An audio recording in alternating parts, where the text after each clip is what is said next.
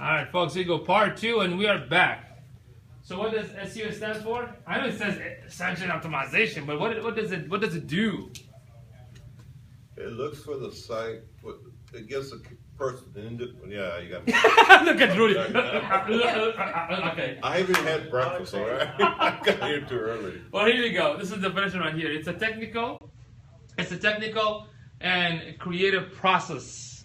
Now, why do I say technical and creative process? Because when it comes to technical, that's the back end and all these crazy terms and whatnot, right? And creative means the front end, the design, the copy, the content, the layout, the user experience. Both has to be in the same thing. You can't be focusing technical and not have an awesome experience design site. Does that make sense? And the purpose of this technical and the creative process is to what? Is to influence the visibility of your web pages on the organic search result. Why do we say organic? Because you're not paying Google for Google AdWords to rank. You're doing organic technique, like content writing, link building, that kind of stuff, right? So it shows up on the front page of Google organically, like naturally, okay? And why? For the purpose of what? Driving targeted customer to your site. That's what SEO is. Okay, so if you understand this definition, then you would know how to build the site with implementing this technique. Okay? A lot of companies, when you build a site for them, you need to tell them, look, if you don't do this, you're not going to get anything. Or even if you get something, it will take you a long, long time to get those hits. So you need to implement this. This is like online marketing. This is where you have to do it on a monthly basis. Okay? So if you don't do this, and remember, it says organic. That's another thing that scares some businesses because it takes time. It's not going to happen in 1 month. It might take 3 months, 4 months. We don't know. It's up to Google. We just had a customer, took a year, but he's on page 1 like crazy. After 1 year, right? He doubled his profits in 1 year. See? So after 1 year, he had nothing going on, but after 1 year, now he's on the front page, and now he's getting his investment back. So there's no guarantee. Anybody tells you, I can rank you organically within 24 hours, you got to run. Okay? You can run with your horse, I can run with my camel, okay? So, but seriously, they can't do that. Organically, they can't. Now, through Google AdWords, yes, if they are going to use Google AdWords, you know where the section says add? Yeah, that can be within 24 hours because you're paying Google. But organically, there's no set of rules that says, yes, you will rank within 3 months. I can't even tell you that. If you hire me, I can't tell you that. I can tell you, look, we'll run for 6 months. They'll see what happens. You might rank within 2 months, you might rank within 6 months, you might even rank within 6 months. I have some clients rank within 2 months, some of them 9 months, some of them 1 year. Does that make sense? Because you can do everything what the technique asks you to do, but at the end of the day, Google needs to decide why you're going to rank or whatnot. But it's guaranteed that you will go up. Okay, you will definitely, if you do everything correct, you will eventually be on the front page. And here's another thing. Your objective shouldn't be just on the front page. Your objective should be what? I need conversion. You need to focus on what? Conversion. I need targeted traffic, even if it's small. Targeted traffic, come to my website and be converting to a customer, either by buying, calling, purchasing. That should be your primary focus. Yes, ranking matters, but don't heavily focus on ranking. I've seen small businesses, I need SEO to be on the front page. Then I ask them, what for? So I can be on the front page. Like, yeah, but what for? I don't know, but people tell me I need to be on the front page. Well, that doesn't do anything. It's like the old yellow pages. AAA bail bondsman. AAA 4As. Yeah, I mean, I can send you fake traffic. You're going to be on the front page, but nobody buys from you. Well, what's the point? Right? So do your best to focus on what? I need to get targeted traffic. I need to focus on conversion. I need somebody to call or buy or purchase. Yes? In your experience, this is just a general impression. I don't need a guarantee, just a general impression. I make a lot of cold calls looking for my clients because I do something very specialized. But then I'd send them to the website or the blog. Typically, does that increase, because they'll do a Google search rather than type a big long URL. So I just tell them the keywords to search. Right. So that means that outside of me, there's all these people, who are typing these keywords in. Right. Does that change the behavior of Google's spiders? Do they actually look a little more when they start seeing a lot of searches for something? Well, that's a good question, but you see, that goes back to the 200 factors. Yeah. Yes, they might, if they search type the term and find your site, it can be counted. If you go directly to your website, that's called direct traffic, it can be counted too. Does that make sense? Well, I would prefer that it gets counted through Google, because that way Google logs that somebody did the search and went there. That's a good point, but even if you open the browser and go directly, Google still actually sees that. How? Because when you go to Analytics, it tells you. When you go to Google Analytics, under the acquisition of the traffic area, it says organic search, paid search, social, and direct. Direct means I open the browser and find you. And not just that, Google Analytics will tell you which browser it came from. Is it Firefox? Is it Opera? Is it the browser? The browser I understand, because it mimes. There's a mime type in there. Right. It identifies itself. Mm-hmm. But the peer-to-peer traffic, the direct traffic, there's no way for Google to record that unless it's going through one of those Akima sites or something, you know. Right. But it's still counted. When people type it, because remember, it's still in the search. You're using any browser to search where? Within Google. Through Google. Right? That's what you're talking about. But sometimes they don't have to go to Google. They can just go to the browser and just type the domain name. They still count that. Because they came to your website directly. That's called direct traffic. Okay? All right. Meta tags. What is a meta tag? So right now it looks scary. I know you're a developer, you understand this stuff. Most of you like scratch your head, right? So the first one is called title tag. Just bear with me. I'm going to show you a sample how it looks. So title tag still matters. Title tag, this is where you have the key phrase. This is what you have the keyword. Okay? Like the home page has its own title tag. The about page should have its own title tag. The service page should have its own title tag. Okay? And a title tag should be a sentence. Let's say the school, the driving to school, right? So you can say something like, Shirts driving to school by blah, blah, blah. Does that make sense? That's a full sentence. And it's also humanly readable. You don't want to put driving to school dash school driving dash. You don't want to do like keyword based. You want to have it like a sentence that has the keyword in it, which is shirts school driving, for example. That's a keyword probably people are looking for. Okay? And what you also need to understand is every page should have their own unique relevant title tag. What do I mean by that? If I'm a real estate agent, I don't want to say San Antonio Real Estate Home. Then I go to the About page, San Antonio Real Estate About. Then I go to the service page, San Antonio Real Estate. No, you don't want to do that.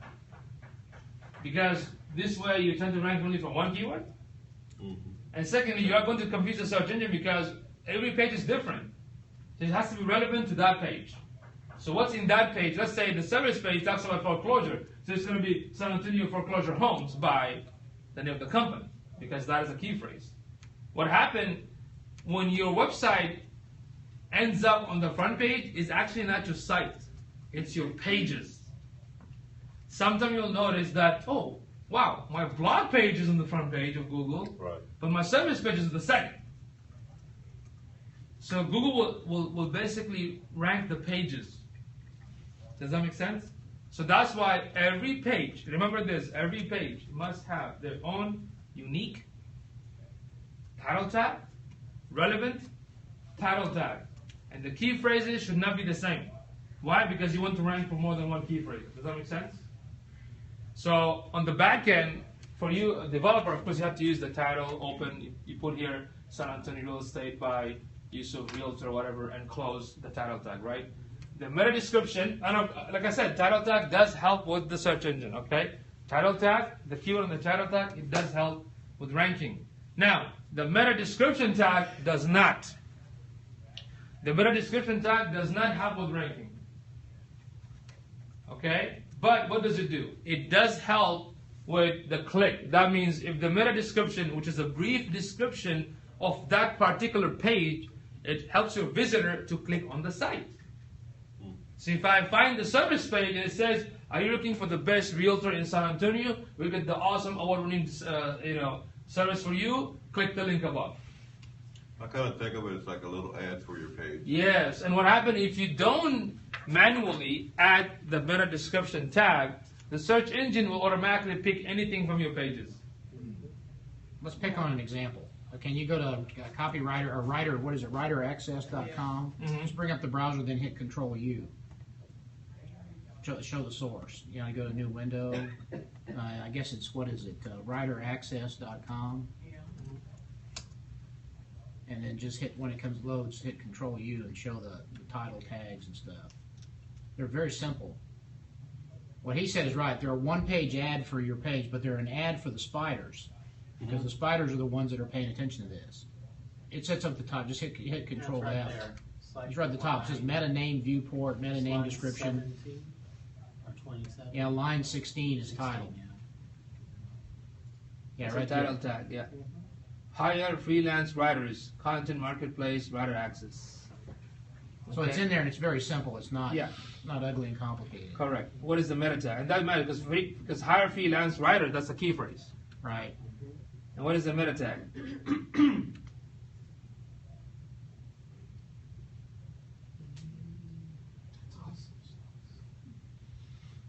People got to scale. I don't want to scale it. There's another simple example than that. Let me take this writer access. That's the meta tag. Right That one's actually pretty clean. Some of them are buried in a real mess. Yeah. Another thing to realize is when you use a title tag, that's what shows up in the tabs at the top. At the top. Here's yeah. another example. If you Yeah. type it in. Here's another example. In Google, look at that. Yep. That's much simpler for you guys, okay? So the title tag for writeraccess.com is what? Hire freelance writers, content Yeah. marketplace. Google used your title and put it in there as the click link. All right? Correct. So, and the meta description is this one. Sign up for writer access and satisfy content needs. Our content marketplace connect clients with freelance writers via the cloud. Call us at. Yeah, because this website was clean and pretty well done, the Google spiders pulled that up automatically. In other words, they didn't have to do any special work to figure out what's what. They just put that on there. So In if other you, words, go to you're essentially pre-digesting it for the Google spiders. if you go to that, if you click on that site, where are you going to find that metadata at? On the back end. It's on the back. It's not done on Back, the it's front. not Yeah, on the it's, front.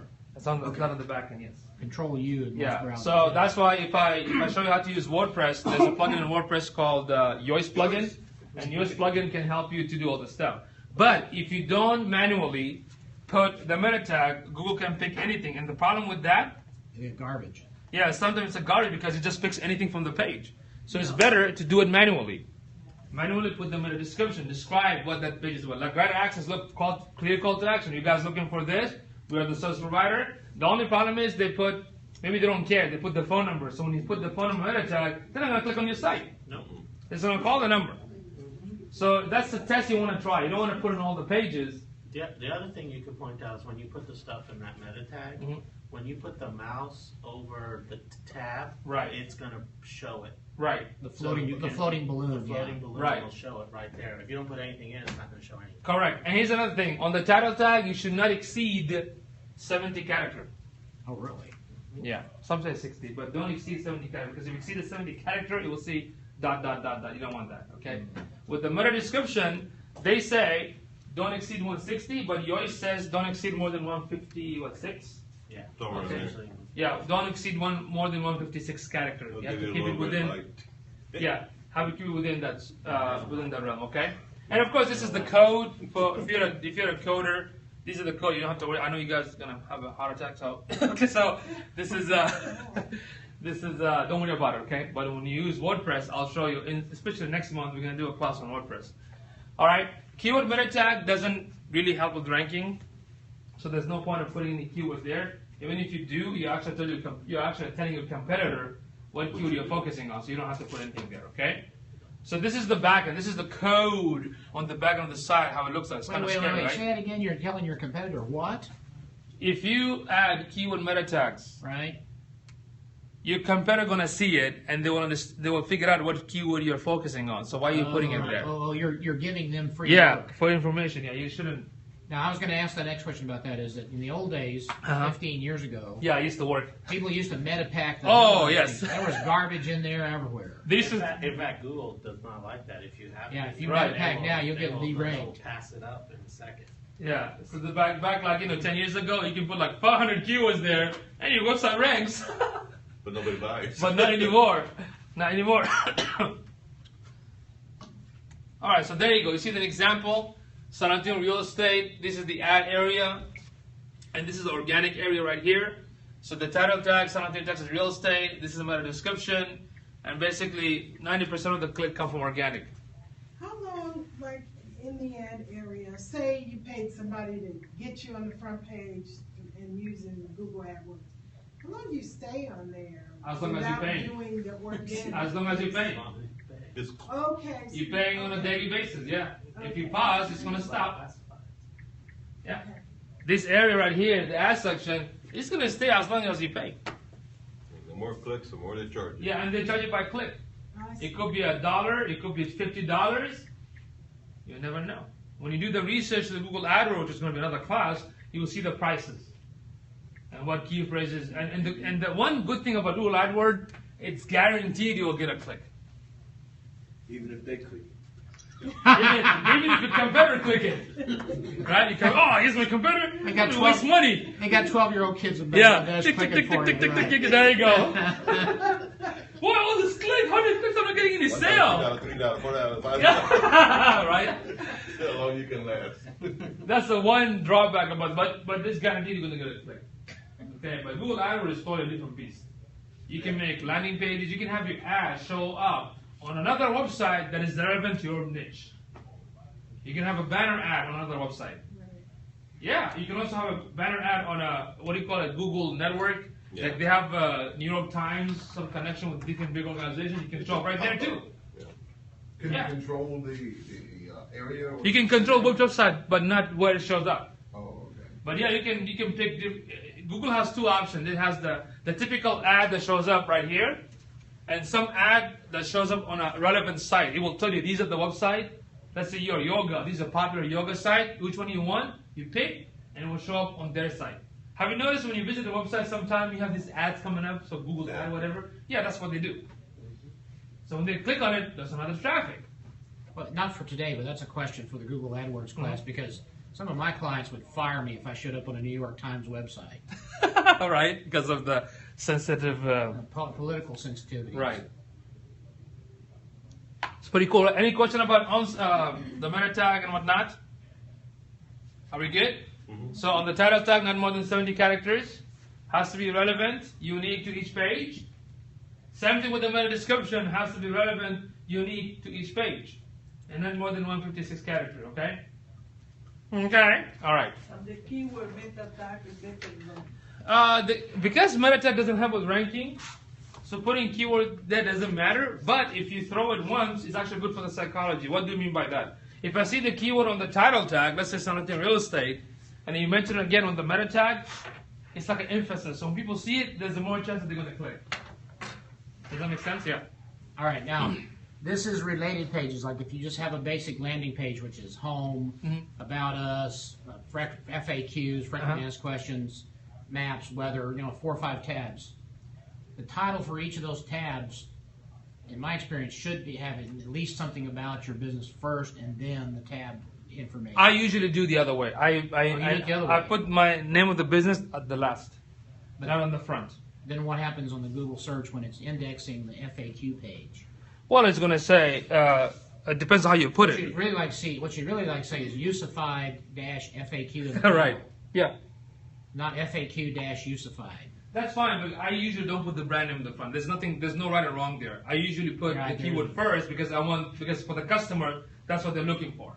Does that make sense? Right. So, but there's nothing wrong to put the brand name first, then the keyword. Like that's how the Right Access did it, right? But me personally, I prefer the sentence in the front and by, let's say, Usified at the last sentence.